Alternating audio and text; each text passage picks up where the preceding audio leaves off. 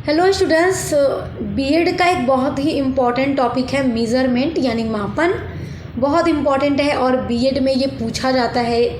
और इसके पहले जो आपका टॉपिक है आकलन, वो मैंने करवा दिया है। आकलन की वीडियो आपको इसी वीडियो के डिस्क्रिप्शन बॉक्स में लिंक दे दूँगी, तो पढ़ लीजिएगा, क्योंकि एग्ज़ाम में आपका आकलन, मापन, मूल्यांकन सब कुछ पूछा जाता है। तो आज के इस वीडियो में मापन की परिभाषा, इसके प्रकार, विशेषताओं, सभी चीज़ों के बारे में अच्छे से समझने वाले हैं। तो चलिए वीडियो शुरू करते हैं। देखिए, मापन जो शब्द होता है इसको इंग्लिश में मेजरमेंट कहते हैं। तो मेजरमेंट शब्द का ये हिंदी रूपांतरण है मापन, जिसका अर्थ होता है अंक प्रदान करना।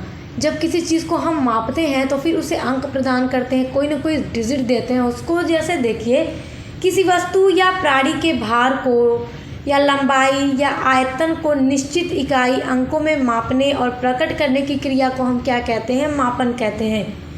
जैसे हम मनुष्य का भार जो होता है उसको किलोग्राम में मापते हैं, कपड़े की लंबाई को मीटर में और दूध के आयतन को लीटर में प्रकट करते हैं। ये सब क्या है कि हम इसका मापन कर रहे हैं। शिक्षा के क्षेत्र में मापन से तात्पर्य होता है किसी छात्र के शैक्षणिक उपलब्धि को अंक, संख्या, ग्रेड या प्रतिशत आदि के रूप में व्यक्त करना। शिक्षा के क्षेत्र में जो स्टूडेंट जैसा होता है पढ़ाई में, उसकी उपलब्धि को हम अंकों के द्वारा, संख्या के द्वारा, ग्रेड या प्रतिशत के द्वारा व्यक्त करते हैं।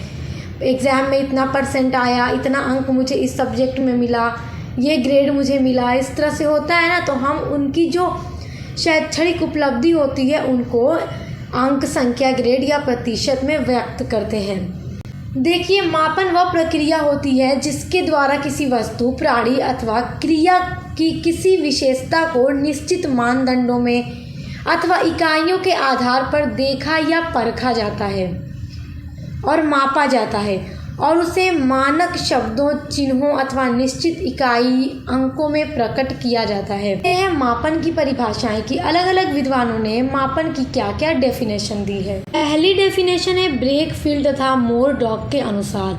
बहुत ये इम्पॉर्टेंट डेफिनेशन है। देखिए, जिनकी ऑब्जेक्टिव टाइप परीक्षा होती है तो उनके लिए ये इम्पॉर्टेंट इसलिए है क्योंकि ऑब्जेक्टिव टाइप क्वेश्चन में डेफिनेशन दे दी जाती है, फिर आपसे पूछा जाता है कि ये किसका कथन है, और 4 विद्वानों के नाम ऑप्शन में आपको दे दिए जाते हैं। इसलिए आपको डेफिनेशन याद होनी चाहिए, नाम भी याद होना चाहिए।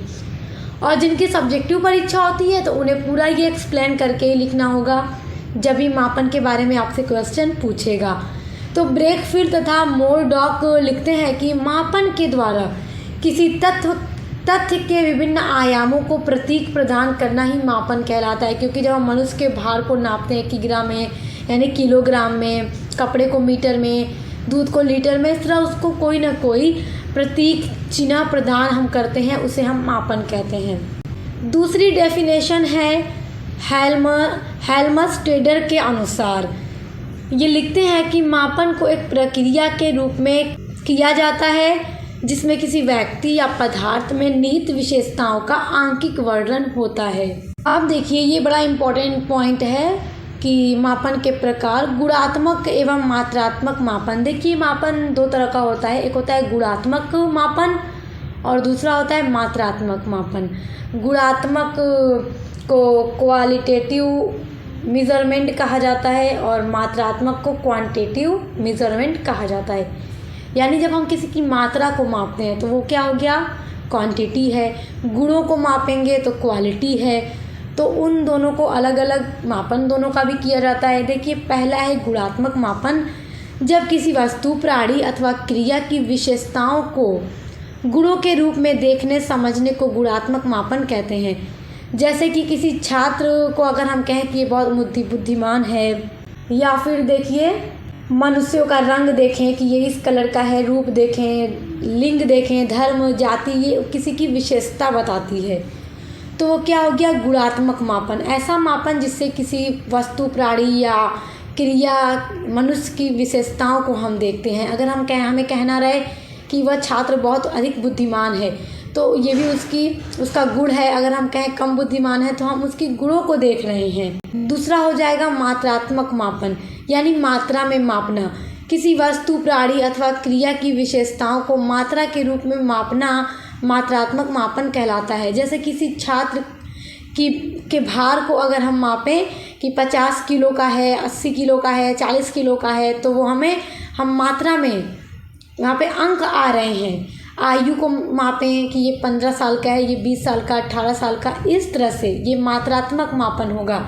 और गुणात्मक मापन में उनके गुणों को मापते हैं। अब देखिए मापन की विशेषताएं, ये भी बहुत इम्पॉर्टेंट पॉइंट है एग्जाम के पॉइंट ऑफ व्यू से, क्योंकि ये ज़रूर पूछा जाता है।